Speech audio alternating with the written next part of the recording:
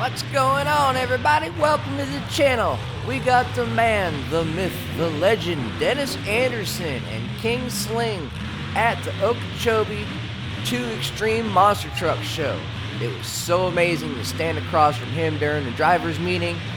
Hell of an awesome guy, so humble. Fun watching him drive around with the other people. He actually had passengers in this truck.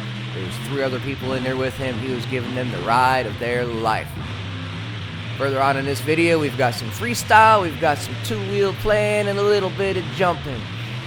4 other monster trucks putting on a heck of a show. It was a great time, great show. The quad racing is already posted on the channel, so go ahead and go through the channel and check that out.